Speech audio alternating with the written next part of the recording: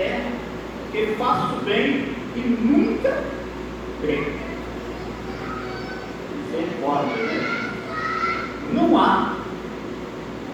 A Bíblia diz que só teve um que viveu neste mundo e em tudo foi tentado, mas sem pecado.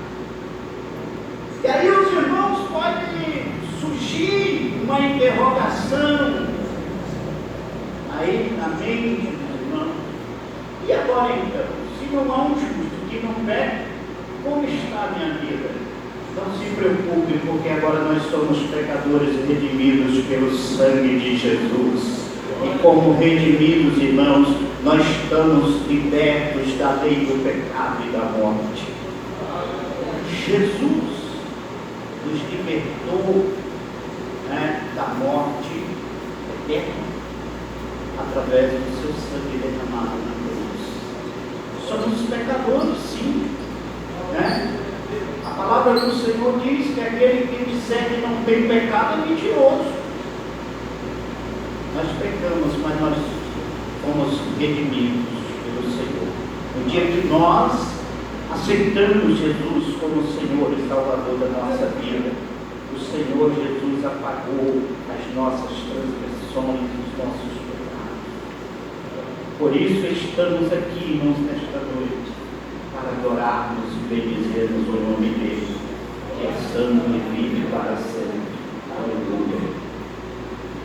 Quando nós observamos, irmãos, ainda Paulo escrevendo aos Romanos, capítulo 6, 23, Paulo vai dizer: porque todos pecaram e destituídos foram da glória de Deus. Todos pecaram e destituídos foram da glória de Deus. Mas em Romanos 6, 26, vai dizer que o salário do pecado é a morte, mas o dom gratuito de Deus é a vida eterna por Cristo Jesus, nosso Senhor. Às vezes nós entendemos isso, precisamos entender essa trajetória, porque Jesus veio, porque Jesus passou por tamanha aflição, por causa desse mal chamado pecado. E aí, Atanásio, um dos pais da igreja, dizia que o pecado é a introdução dentro da criação de um elemento desintegrado que conduz à destruição e que somente pode ser expelido por meio de uma nova criação. Daí a necessidade do novo nascimento. Por isso, Jesus certa vez disse para o mestre, judeu, Nicodemos, Nicodemos marca uma reunião secreta com Jesus. A Bíblia diz que ele foi ter com Jesus de noite, né?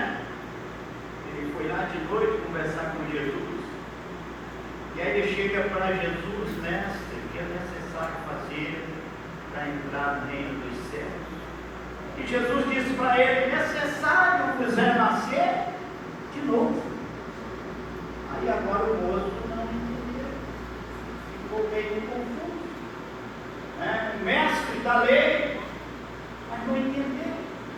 E aí Jesus disse, na verdade, ele aqui faz uma interrogação, como pode o homem depois de velho, voltar ao ventre de sua mãe para tornar a nascer? E Jesus disse: olha, na verdade te digo, necessário vos é nascido na água e luz. Jesus estava falando de um novo nascimento, nascimento espiritual. Por que Jesus estava falando desse novo nascimento? Porque há sim uma necessidade para todo ser humano passar por esse novo nascimento. por causa do pecado que veio lá, né, desde o Éden. E quando nós, mais adiante aqui, vamos ver que, na verdade, ele não iniciou no Éden. O pecado não iniciou no Éden, mas o pecado atingiu o primeiro homem que Deus criou e colocou no Éden. E daí, né, originou-se um pecado, passou toda a humanidade.